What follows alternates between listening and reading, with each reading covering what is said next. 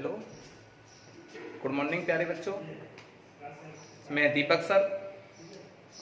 जैसा कि मैंने आपको कल पिछली क्लासों में आपको पढ़ा चुका हूं बेटा, घर्षण विद्युत के बारे में पूरी डिटेल समझाई थी। उसके बाद आवेशों का प्रकार भी मैंने समझा दिया था।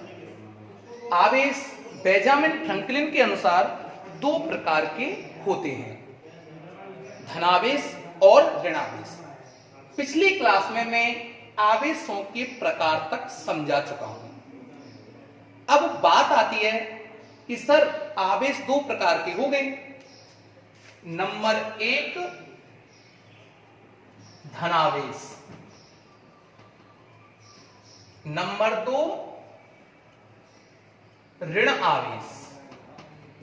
तो अब क्वेश्चन बनता है कि सर धनावेश और ऋणावेश कौन कौन सी वस्तुओं पर आते हैं। तो बच्चों इसको समझने के लिए ना मैं एक नोट में अच्छी बात बता रहा हूं कि धनावेश कौन सी वस्तु पर आएगा, ऋणावेश कौन सी वस्तु पर आएगा। तो बच्चों हम जानते हैं कि पदार्थ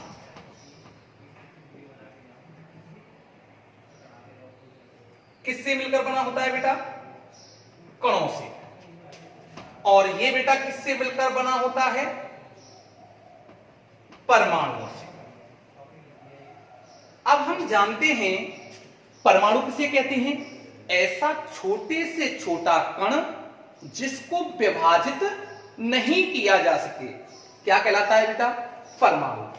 अब परमाणु में कौन कौन से कण उपस्थित होते हैं। एक तो होता है बेटा इलेक्ट्रॉन, और इसकी सेंटर पर होता है नाभिक। राइट बात बच्चों। अब नाभिक में दो मूल कण उपस्थित होते हैं, वो कौन कौन से हैं। एक तो होता है बच्चों प्रोटॉन और एक होता है बच्चों न्यूट्रॉन। दो मूल कण उपस्थित होते हैं। राइट बात बच्चों। प्रोटॉन का जो नेचर होता है वो पॉजिटिव होता है और न्यूट्रॉन का जो नेचर होता है वो नेगेटिव होता है। ठीक है ना। प्रोटॉन का जो नेचर है वो कैसा है, पॉजिटिव, और न्यूट्रॉन कैसा होता है बच्चों, उदासीन। इस पर कोई आवेश नहीं होता। अच्छा, इनको संयुक्त रूप से बच्चों क्या कहते हैं, न्यूक्लियॉन। क्यों कहते हैं इनको संयुक्त रूप से न्यूक्लियॉन, क्योंकि ये एक जैसा बल अनुभव करते हैं। एक जैसा बल, नाव केवल एक जैसा लगता है। हम आगे इसको डिटेल से पढ़ाएंगे भी कि जो नाभिकीय बल है ना, वो प्रत्येक वो आवेश पर निर्भर नहीं करता। अनाश्रित आवेश, अनाश्रित बल होता है। उसको मैं न्यूक्लियस फिजिक्स में, नाभिकीय भौतिकी में उसको डिटेल से पढ़ाऊंगा। तो इनको संयुक्त रूप से क्या कहते हैं बच्चों, न्यूक्लियॉन कहते हैं। तो ये बात हमारी समझ में आई कि परमाणु में कौन कौन होते हैं, इलेक्ट्रॉन जो नाभिक के चारों ओर, किसके चारों ओर बच्चों, नाभिक के चारों ओर विभिन्न कक्षाओं में चक्कर लगाते रहते हैं। ओके, ये ध्यान रखना। अब बात आती है कि सर धनावेश और ऋणावेश कौन सी वस्तुओं पर आता है। देखो, मान लो एक परमाणु है, एक परमाणु की बात करें, इसके बीच में एक नाभिक होता है और नाभिक में बच्चों प्रोटॉन और न्यूट्रॉन। इसके चारों ओर काफी कक्षाएं होती हैं। इन कक्षाओं में इलेक्ट्रॉन चक्कर लगाते रहते हैं। इनमें इलेक्ट्रॉन आपस में, सभी कक्षाओं में इलेक्ट्रॉन है इनमें, वो जो कि चक्कर लगा रहे हैं इस नाभिक के चारों ओर। ये नाभिक है बीच वाला। अब ध्यान रखना, अकेला परमाणु है, स्वतंत्र है। अब मैं कहता हूं कि इसमें बच्चों जितने प्रोटॉन हैं उतने ही इसमें इलेक्ट्रॉन हो। माना इसमें 5 प्रोटॉन हैं और 5 ही इसमें कौन है बेटा, इलेक्ट्रॉन। तो देखो 5 प्रोटॉन और 5 ही इलेक्ट्रॉन, तो प्रोटॉन और इलेक्ट्रॉनों की संख्या कैसी हुई? एक समान, अर्थात हम लिख सकते हैं या P बराबर E, राइट बात। तो प्रोटॉन और इलेक्ट्रॉनों की संख्या इस परमाणु के अंतर्गत, जो ये परमाणु है इसके अंतर्गत कैसी है? समान। तो ऐसा परमाणु कैसा होगा बच्चों? विद्युत उदासीन। इस पर कोई आवेश तो है, लेकिन प्रोटॉन और इलेक्ट्रॉनों की संख्या कैसी है? एक समान है। अब बात आती है, अब देखो बच्चों, मैंने 2 परमाणु ले लिए, परमाणु A और परमाणु B, दूसरा परमाणु B है। अब देखो दोनों परमाणु ले लिए साहब मैंने, ये परमाणु है, इस परमाणु के बीच में नाविक है, नाविक में प्रोटॉन और न्यूट्रॉन, दूसरा परमाणु ये है हमारा, इसके बीच में नाविक, नाविक में बच्चों प्रोटॉन और न्यूट्रॉन। अब हम बात करते हैं इनमें, इस परमाणु में नाविक के चारों ओर काफी कक्षाएं होंगी, जिसमें इलेक्ट्रॉन अलग अलग ऊर्जाओं से चक्कर लगाते रहते हैं। प्रत्येक इलेक्ट्रॉन की ऊर्जा हर कक्षा में अलग अलग होती है। अब देखो बच्चों, जैसे ये इलेक्ट्रॉन इन कक्षाओं में भरे हुए हैं,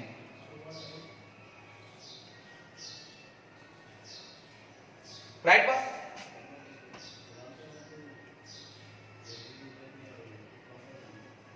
ये आपको इलेक्ट्रॉनों का मान लिया हमने, ठीक है, बिल्कुल स्ट्रक्चर समझ में आ रही होगी। अब ये परमाणु A और ये परमाणु B, ठीक है ना, शुरू में दोनों उदासीन हैं, सब दूरी पर हैं, काफी सेपरेशन है, दूरी पर, अलग अलग दूरी पर हैं। अब मान लिया मैंने, कल्पना कर रहा हूं कि ये जो इलेक्ट्रॉन है ना, प्रबल आकर्षण बल से बंधे हुए हैं। ये जो इलेक्ट्रॉन है इसके नाभिक से प्रबल आकर्षण बल के द्वारा बंधे हुए हैं, प्रबल आकर्षण बल से बंधे हुए हैं। और बच्चों जो ये इलेक्ट्रॉन है, ये दुर्बल आकर्षण बल से बंधे हुए हैं बच्चों, दुर्बल आकर्षण बल से। और ये किससे बेटा? प्रबल आकर्षण बल से। अच्छा एक बात तो बता दूं बच्चों, जैसे ये पहली कक्षा है, पहली ऑर्बिट है, ये पहली, ये दूसरी ऑर्बिट है, कक्षा है। इस कक्षा में जो इलेक्ट्रॉन होंगे ना, दूसरी कक्षा में जो इलेक्ट्रॉन हैं, उन इलेक्ट्रॉनों की ऊर्जा आपस में अलग अलग होती है, क्योंकि ये जो कक्षा के इलेक्ट्रॉन है वो नाभिक से पास में है। इलेक्ट्रॉनों का जो नेचर होता है वो नेगेटिव होता है, मैंने यहां पे बता भी दिया था। और नाभिक में कौन सा आवेश होता है? धनावेश, क्योंकि प्रोटॉन पर धनावेश होता है, न्यूट्रॉन विद्युत उदासीन है, ये मैंने बता दिया आपको, विद्युत उदासीन। तो नाभिक पर कौन सा आवेश हुआ? धन आवेश। इलेक्ट्रॉन पर कौन सा आवेश हुआ? ऋण आवेश। आकर्षण बल से बंधे हुए हैं पहले। अच्छा, कौन सी कक्षा के इलेक्ट्रॉन नाभिक के पास में होंगे? पहली कक्षा के इलेक्ट्रॉन। तो इन पर आकर्षण बल ज्यादा लगेगा कंपेयर टू दूसरी कक्षा से। तीसरी में जो इलेक्ट्रॉन हैं उन पर आकर्षण बल दूसरी कक्षा से और कम लगेगा। बात समझ में आई ना? ऐसे ही बच्चों इस परमाणु की बात हो रही है, दोनों सेपरेट हैं, अलग अलग हैं। तो बच्चों ध्यान रखना, तो इस समय मान लिया मैंने, कल्पना की है कि ये जो परमाणु है इसके इलेक्ट्रॉन प्रबल आकर्षण बल से बंधे हुए हैं और इसके दुर्बल आकर्षण बल से बंधे हुए हैं, राइट बात। ये लूज है, ये टाइट है, ठीक है। अब मैं इनमें घर्षण कराता हूं, दोनों पदार्थ के परमाणुओं को आपस में ऐसे रगड़ते हैं, घर्षण कराते हैं दोनों में। तो अब आपको पता पड़ गया होगा, ये इलेक्ट्रॉन है ना प्रबल आकर्षण बल से बंधे हुए हैं बच्चों, और ये इलेक्ट्रॉन बताओ दुर्बल आकर्षण बल से बंधे हुए हैं। कौन सी इलेक्ट्रॉन अपनी कक्षा को छोड़कर जा पाएंगे? इस परमाणु के। राइट, समझ में आया? कोई दिक्कत तो नहीं है? ठीक। तो बच्चों मैंने कल्पना कर ली, मान लो इससे एक इलेक्ट्रॉन इस पर आ गया, इस परमाणु पर ये इलेक्ट्रॉन आ गया, समझ में आ रही होगी सभी बच्चों के में। तो इस पर एक इलेक्ट्रॉन की वृद्धि होगी। अच्छा, तो इसके हम डिटेल कर लें। घर्षण से पूर्व या रगड़ने से पूर्व, घर्षण से पूर्व, अब मान लो इस पर मैंने 10 प्रोटॉन और 10 ही इलेक्ट्रॉन हैं, क्योंकि घर्षण से पूर्व तो ये सेपरेट था, उदासीन था। अब बच्चों मैंने घर्षण करा दिया, तो बच्चों घर्षण के बाद बताओ, प्रोटॉन तो 10 ही रहेंगे, एक इलेक्ट्रॉन और आ गया। कितना इलेक्ट्रॉन आ गया इसके पास? एक। तो एक इलेक्ट्रॉन और बढ़ गया ना, तो देखो 10 तो प्रोटॉन ही रहेंगे, 10 प्लस 1 बराबर 11 इलेक्ट्रॉन हो गए। राइट? तो बताओ कितने इलेक्ट्रॉनों की संख्या ज्यादा है कि प्रोटॉनों की संख्या ज्यादा? सभी को क्लियर हो रहा है, बिल्कुल क्लियर दिख रहा है मेरे प्यारे बच्चों। इसमें देखो इलेक्ट्रॉनों की संख्या ज्यादा है प्रोटॉनों की संख्या से, और जहां पर इलेक्ट्रॉनों की संख्या मेरे प्यारे बच्चों प्रोटॉनों की संख्या से ज्यादा हो जाए तो ऐसा परमाणु ऋणावेशित परमाणु होता है। ठीक है ना? और हम पढ़ चुके हैं परमाणु, छोटे छोटे परमाणु से मिलकर क्या बना होता है? कण पदार्थ। ठीक है ना? तो ये ऋणावेशित हो गया, ऋण आवेशित परमाणु। राइट बात? ऐसे होते हैं। तो डेफिनेशन क्या हुई? ऐसा परमाणु जिसमें इलेक्ट्रॉनों की संख्या, ऐसा परमाणु जिसमें इलेक्ट्रॉनों की संख्या प्रोटॉनों की संख्या से ज्यादा हो जाए, अधिक हो जाए, ऐसा परमाणु ऋणावेशित परमाणु कहलाता है। राइट? अब बात आती है इसकी। देखो बच्चों, घर्षण से पूर्व, अब घर्षण से पूर्व देखें, इसमें मान लो सपोज दैट इसमें कितने प्रोटॉन हुए भैया? इसमें मान लो मैंने मान लिए 9 प्रोटॉन और 9 ही इलेक्ट्रॉन होंगे, क्योंकि ये विद्युत उदासीन है। राइट बात? 9 इलेक्ट्रॉन 9 प्रोटॉन, विद्युत उदासीन होगा, शुरू में स्वतंत्र है, सेपरेट है। ठीक है, अब मैंने घर्षण कराया, अब मैंने क्या बोला कि एक इलेक्ट्रॉन इससे चला गया, तो एक इलेक्ट्रॉन की कमी हो गई, प्रोटॉन तो उतने रहेंगे, तो कितने इलेक्ट्रॉन बचे इसके पास? 8। कितने प्रोटॉन कितने रहे? 9 ही रहेंगे, इलेक्ट्रॉन कितने बचे? 8। तो देखो बच्चों, घर्षण के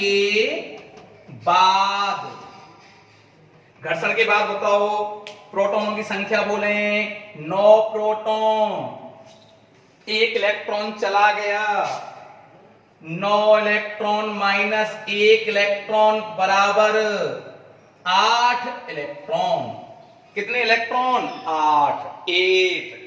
बताओ इलेक्ट्रॉनों की संख्या ज्यादा कि प्रोटॉनों की संख्या ज्यादा इस परमाणु में? बच्चों प्रोटॉनों की संख्या ज्यादा है। किसकी संख्या ज्यादा है? प्रोटॉनों की संख्या इलेक्ट्रॉनों की संख्या से ज्यादा है। तो बच्चों में क्या लिखूंगा? इलेक्ट्रॉनों की संख्या इज लेस देन प्रोटॉनों की संख्या। इलेक्ट्रॉनों की संख्या कम है प्रोटॉनों की संख्या से, अर्थात प्रोटॉनों की संख्या ज्यादा, ऐसा परमाणु। अब देखो धनावेश बराबर लिख सकते हो आप, धन आवेशित, धन आवेशित। तो बच्चों पता पड़ गया होगा, डेफिनेशन भी समझ में आ रही होगी आप लोगों की में। ऐसा परमाणु जिसमें प्रोटॉनों की संख्या इलेक्ट्रॉनों की संख्या से अधिक होती है, ऐसा परमाणु धनावेशित परमाणु कहलाता है। तो बच्चों ये सब कुछ आपकी समझ में आ गया होगा। एक बार और रिपीट करा दूं, बेंजामिन फ्रैंकलिन ने यह सिद्ध कर दिया था कि आवेश हमारे दो प्रकार के होते हैं, धनावेश और ऋणावेश। ठीक है ना। अब हम बात आती है कि धनावेश ऋणावेश किन पर होंगे, ये मैंने आपको डिटेल से समझा दिया। सर्वप्रथम माना ये परमाणु है हमारा, परमाणु कैसा है, विद्युत उदासीन है। मान लिया हमने सब कि 5 प्रोटॉन 5 इलेक्ट्रॉन है और प्रोटॉन और इलेक्ट्रॉन संख्या समान है, तो परमाणु कैसा हो गया हमारा, विद्युत उदासीन। ये क्लियर हो गया। ऋणावेशित किसे कहते हैं और धनावेशित किसे कहते हैं, आसानी से आराम से इसको नोट कर लें।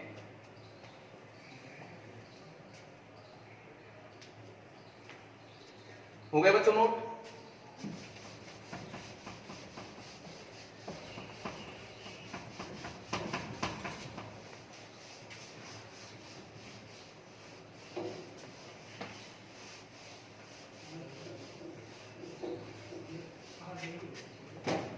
अब बात आती है बच्चों वैद्युत आवेश। वैद्युत आवेश, इलेक्ट्रिक चार्ज। ध्यान रखना बच्चों, देखो वैद्युत आवेश कल हमने खूब पढ़ाया था कि जो क्षेत्र होते हैं, आवेश जो क्षेत्र उत्पन्न करता है वो दो क्षेत्र उत्पन्न करता है, विद्युत क्षेत्र और चुंबकीय क्षेत्र। अच्छा ठीक, ये सभी की समझ में आ गया कि आवेश कितने क्षेत्र उत्पन्न करता है, दो क्षेत्र उत्पन्न करता है बच्चों, एक तो विद्युत क्षेत्र और एक चुंबकीय क्षेत्र। ठीक, अच्छा रिपीट कर लेना, ढंग से नोट कर लेना, ठीक है ना। अब देखो बच्चों विद्युत आवेश की बात करें, जैसे मैं थोड़ा सा एक बात बताऊं आपको, ये मार्कर है, ये क्या है, एक लकड़ी का डिब्बा है, एक लकड़ी का टुकड़ा है। क्या इस पर बताओ कोई चार्ज है क्या, चार्ज है क्या इस पर, कोई चार्ज नहीं है ना। अच्छा चार्ज नहीं है, ठीक। क्या इस पर द्रव्यमान है, द्रव्यमान है, अच्छा बिल्कुल है सर द्रव्यमान, ठीक है। तो हम कह सकते हैं क्या द्रव्यमान बिना आवेश के संभव है, बिल्कुल है सर। एग्जाम्पल देखो टेस्ट, इस पर कोई आवेश नहीं है और द्रव्यमान है इसके अंदर। अच्छा अब हम कोई बात करते हैं, मान लो सपोज दैट ये एक आवेशित वस्तु है, ठीक है ना, आवेशित कोई भी वस्तु है। अभी मैंने वैसे पिछली क्लास में आपको पढ़ाया भी था, जैसे कांच की छड़, कांच की छड़ या रॉड कह दो, ये कांच की रॉड है बच्चों, इस पर ये धनावेश है। अच्छा इस पर चार्ज है ना, बिल्कुल है सर। क्या इस पर द्रव्यमान भी है क्या, बिल्कुल है सर। अच्छा ये बात समझ में आ गई सर, कि देखो आवेश बिना द्रव्यमान के संभव नहीं है और द्रव्यमान बिना आवेश के संभव हो सकता है, राइट बात। तो अब मेरी डेफिनेशन बनती है बच्चों, द्रव्य का ऐसा मूल गुण, राइट बात। द्रव्य मतलब पदार्थ का, ये तो पक्का हो गया कि जहां आवेश होगा वहां द्रव्यमान 100% उपस्थित होगा। द्रव्य का ऐसा मूल गुण जो विद्युत क्षेत्र एवं चुंबकीय क्षेत्र उत्पन्न करता है और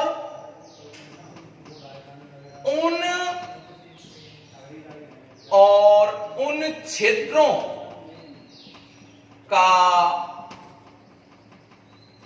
अनुभव करता है, विद्युत आवेश कहलाता है, राइट बात। तो विद्युत आवेश की डेफिनेशन आ गई, द्रव्य का ऐसा मूल गुण जो विद्युत क्षेत्र एवं चुंबकीय क्षेत्र उत्पन्न करता है और उन क्षेत्रों का अनुभव करता है, विद्युत आवेश कहलाता है, राइट बात बच्चों। एक बात और ध्यान रखना, विद्युत आवेश है ना अदिश राशि है। कैसी राशि है बच्चों, अदिश राशि। ये हमारे पास सिद्ध हो चुका। आवेश के प्रकार, आवेश के प्रकार। नंबर 1 धनावेश, नंबर 2 ऋण आवेश।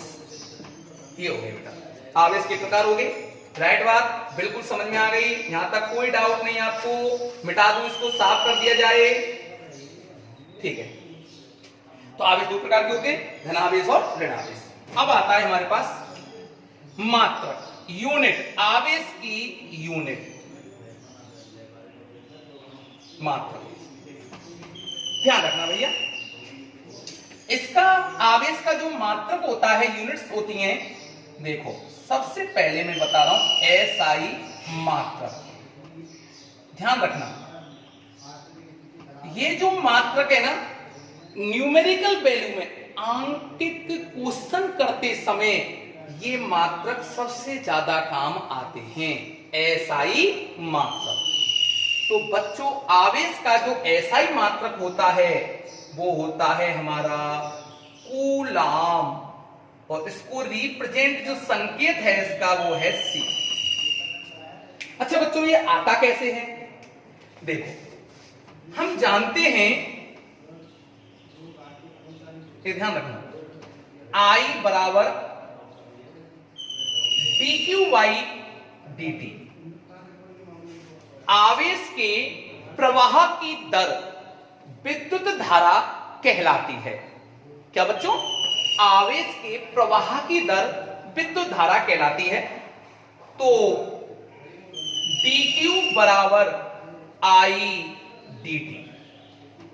तो देखो विद्युत धारा पिछली क्लासों में भी आपने 9th 10th 11th में खूब पढ़ा है कि विद्युत धारा का मात्रक क्या होता है बच्चों? एम्पियर। एम्पियर का संकेत कैपिटल है। राइट बात। समय का मात्रक बच्चों होता है सेकंड। तो क्या हो गया? As, ampere into second. किसके बराबर होता है बेटा? ये कूलाम के बराबर होता है, कूलाम के बराबर। राइट बात। किसके बराबर होता है बच्चों? ये कूलाम। ऐसे आया, ठीक है ना। तो एमकेएस पद्धति में या ऐसे भी लिख सकते हैं, एम्पियर इनटू सेकंड, एएस, ठीक है ना। एसआई मात्रक। अब देखो इसका सबसे ज्यादा आंकिक मानों में ये मात्रक काम आता है, ठीक है ना। सीजीएस मात्रक, सीजीएस मात्रक, सीजीएस पद्धति में मात्रक होता है बच्चों इसका स्टेट कूलाम। क्या होता है बच्चों?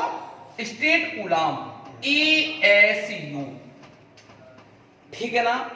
इंग्लिश में कहें electro static unit. Okay, state coulomb.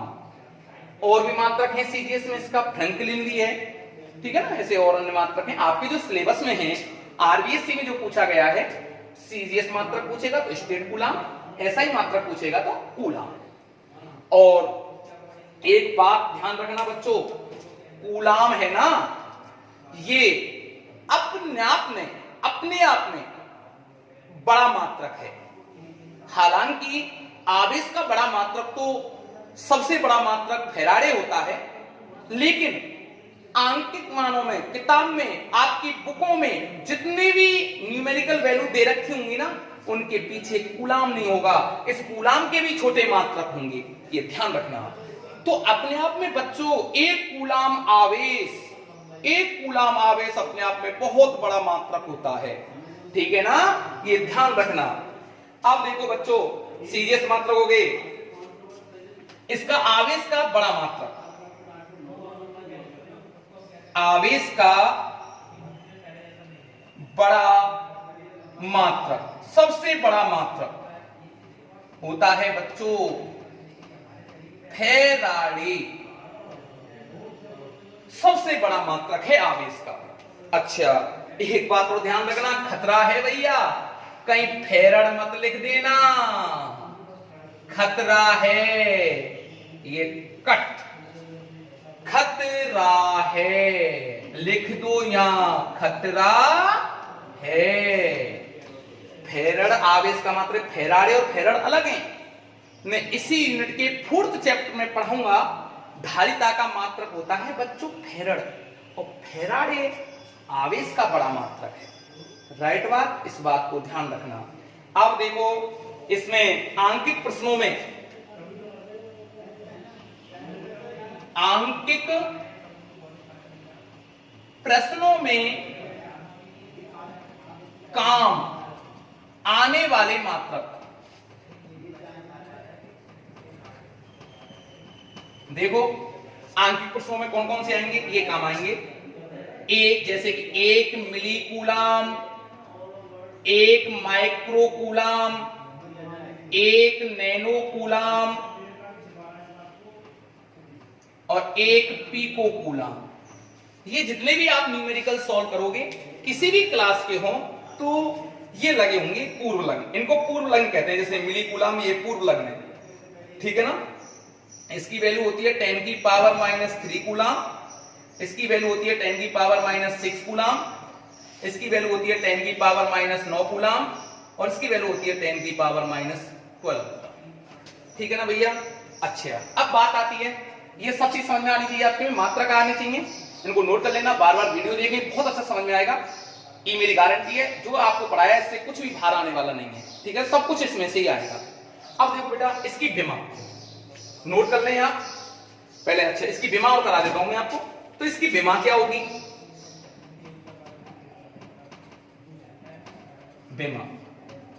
विमा की बात करें, देखो अभी अभी मैंने आपको पढ़ाया था कूलाम बराबर एम्पियर इनटू सेकंड। तो बच्चों विमा को ध्यान रखना, सबसे पहले तो बड़े ब्रैकेट में लिखा जाता है, ठीक है ना। और आपको पता है किसमें रिप्रेजेंट, एम एल टी, 7 मूल राशियां थी, उन्हीं के हिसाब से प्रेजेंट करते हैं। एम है क्या, नहीं है तो क्या आएगा m0, एल है क्या, नहीं है तो 0, टी सेकंड, T1 कोमा कुछ लगाते नहीं है, एम्पियर अलग से रिप्रेजेंट कर देंगे A1। ये इसकी विमा हो गई, ठीक है बच्चों।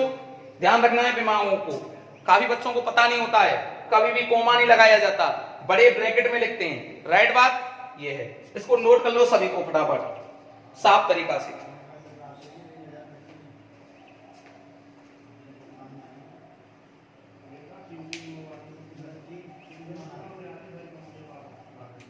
हो गया बच्चों, साफ कर दो।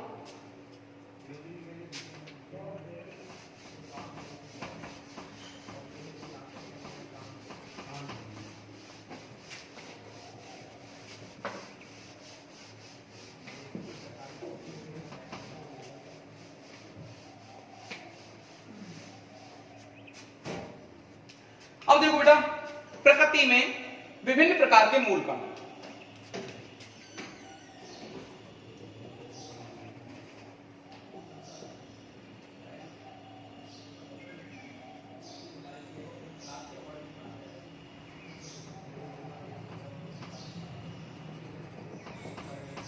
ठीक है बच्चों। प्रकृति में विभिन्न प्रकार के मूल कण, ध्यान से समझना बेटा, ये बिल्कुल बेस है, इसको समझ लोगे ना, प्रत्येक चैप्टर में मेरा मानना है आपको प्रॉब्लम नहीं आने वाली इतनी। क्यों, ये पता होना चाहिए कि कौन कौन से कण हैं, उनका क्या प्रतीक है, कितना आवेश होता है और कितना द्रव्यमान होता है। राइट बात। अच्छा, बात करते हैं सबसे पहले आवेश की। हाँ, पहले सबसे पहले बात करते हैं, पहला मूल कण लिख लिया मैंने, इलेक्ट्रॉन। Electron, right. अब इलेक्ट्रॉन का बेटा प्रतीक क्या होता है, देखो सबसे पहले हम प्रतीक,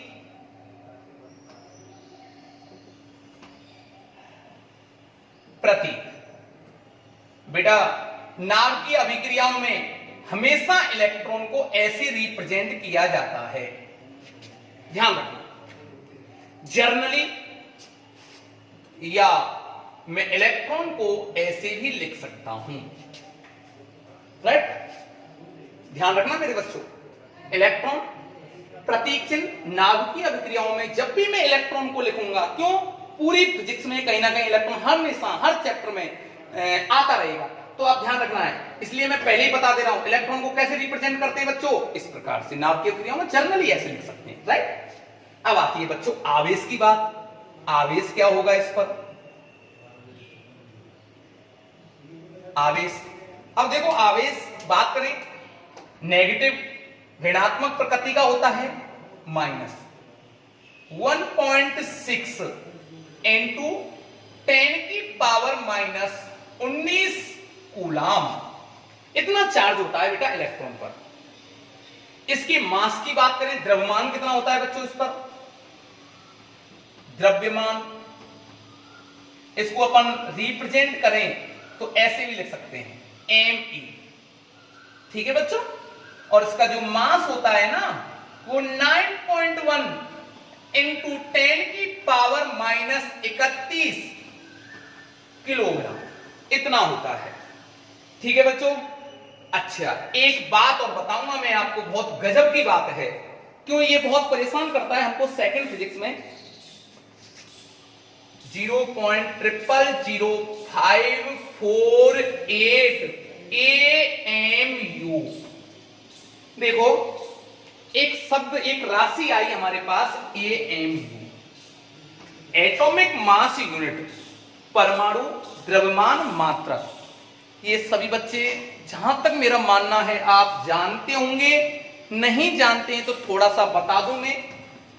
जितने भी परमाणु होते हैं उनका द्रव्यमान बहुत कम होता है, उनको मेजरमेंट करने के लिए एक राशि का उपयोग किया गया था, वो राशि थी हमारी AMU, एटॉमिक मास यूनिट, परमाणु द्रव्यमान मात्रा। इसकी डेफिनेशन भी थोड़ी सी मैं बता दूं, कार्बन C612 के एक परमाणु के द्रव्यमान के 1/12वें भाग को 1 AMU कहते हैं, राइट बात। और 1 AMU का जो आपको मान पता भी है तो मैं आपको बता दूं, नहीं पता है तो 1.67 इंटू 10 की पावर माइनस 27 किलोग्राम। इसको बच्चों थोड़ा सा मैं नॉलेज के लिए बता दिया है, आगे मैं न्यूक्लियस वाले चैप्टर में, नाभिक वाले चैप्टर में पढ़ाऊंगा डिटेल से। तो बच्चों एक्चुअली क्या है, यहां पे हम जब न्यूमेरिकल करते हैं ना तो ये बहुत परेशान करता है, इसलिए मैंने आपको लर्न कर लें आप, इसलिए मैंने इसको पहले लिखा दिया। अच्छा, तो बच्चों इलेक्ट्रॉन के बारे में प्रतीक हो गया, आवेश हो गया, द्रव्यमान हो गया, सब कुछ बोर्ड पर भी साफ दिख रहा होगा, ठीक है ना। अच्छा, अब बात करते हैं नंबर दूसरा, पॉजिट्रॉन। पॉजिट्रॉन, अब देखना बेटा, पॉजिट्रॉन की बात करें, इसका एक इसके बारे में मैं बता दूं बच्चों, ये इलेक्ट्रॉन का एंटी पार्टिकल होता है, इलेक्ट्रॉन का प्रतिकण होता है बच्चों, इलेक्ट्रॉन का प्रतिकण, एंटी पार्टिकल।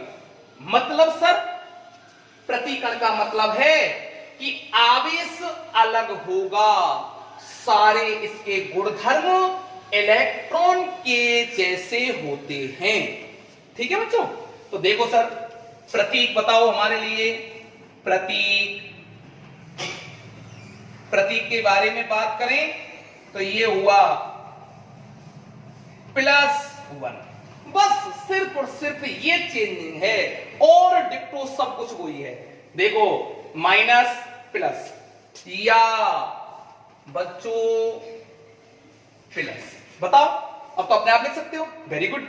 बताओ बच्चों, आवेश बताओ, बता सकते हो ना आवेश। सर आपने पहले तो बता दिया ना कि पॉजिट्रॉन क्या होता है, इलेक्ट्रॉन का प्रतिकण, आवेश में चेंजिंग होगा, जहां माइनस है वहां प्लस हो जाएगा, और सब कुछ गुणधर्म सारे सेम होते हैं। तो आवेश बताओ, प्लस 1.6 इंटू 10 की पावर माइनस 19 कूलाम। द्रव्यमान बताओ बच्चों, द्रव्यमान, द्रव्यमान बताएं क्या होगा, वही होगा सेम सर, 9.1 इंटू 10 की power minus 31 kilogram equal to 0.0000548 AMU, right बात बच्चों, नोट कर लें।